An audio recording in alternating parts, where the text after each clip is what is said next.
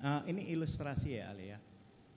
Apakah bila seseorang memanggil katakanlah X itu untuk memanggil Y yang kemudian saudara Y ya, saya sebutkan aja Y yang kemudian menjadi korban. Apakah seseorang yang memanggil X tersebut itu sudah terjadi meeting of mind? Ya kalau dari ilustrasi itu enggak ada meeting of mind-nya. Tidak terjadi ya? Karena hanya disuruh memanggil dan dia kemudian memanggil kan gitu. Ya, intinya seperti itu.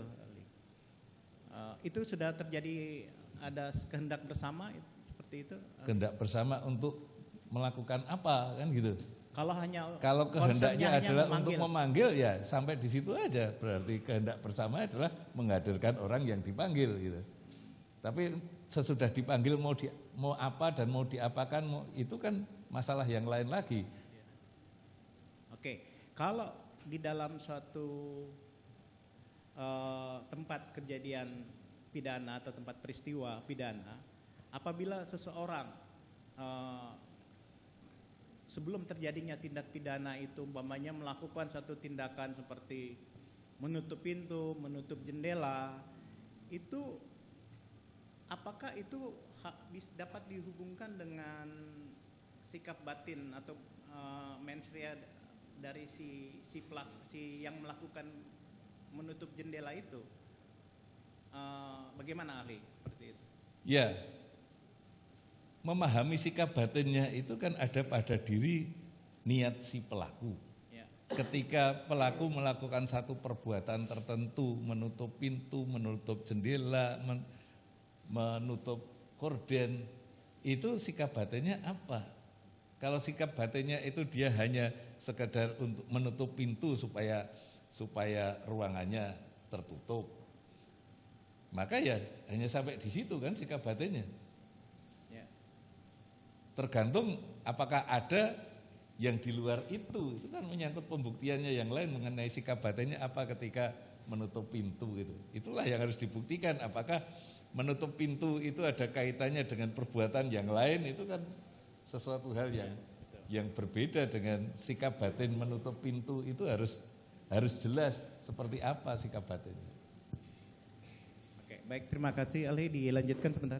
Dari penjelasan Pak Doktor terhadap penasihat hukum terkait keadaan tadi menutup pintu.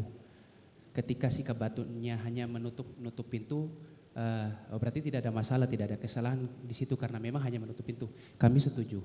Nah, sekarang saya membawanya ilustrasinya seperti ini Pak Doktor. Si A, si B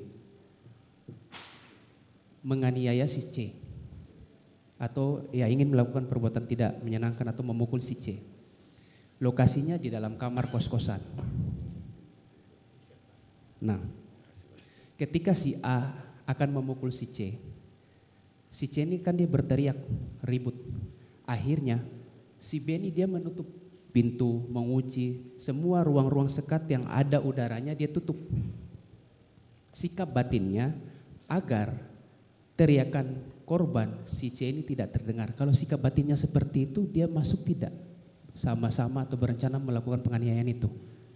Ya, berarti antara A dan B ada kesepakatannya terlebih dahulu bahwa mereka sikap batinnya adalah untuk mewujudkan delik. Yaitu menganiaya C. Betul. Baik. Jadi itu harus dibuktikan dulu gitu.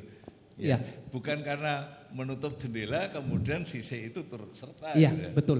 Jadi kan harus ada pembuktian dulu. Ketika menutup jendela itu dimaksudkan supaya si A menjadi ketika melakukan penganiayaan tidak didengar oleh orang lain. Kan gitu.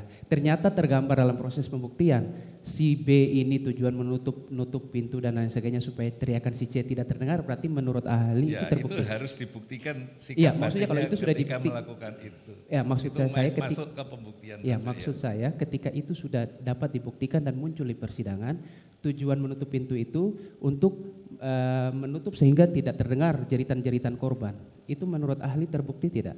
Pandangan ahli. Kalau terbukti tidak, ahli tidak mengerti. Tetapi baik. Kalau itu sudah dibuktikan dan dinilai oleh hakim itu terbukti ada sikap batinnya menutup jendela itu dimaksudkan untuk bagian dari perbuatan yang dilakukan oleh A, Iya. itu ada turut sertanya. Tapi persoalannya itu terbukti atau tidak, ahli kan nggak ngerti. Baik.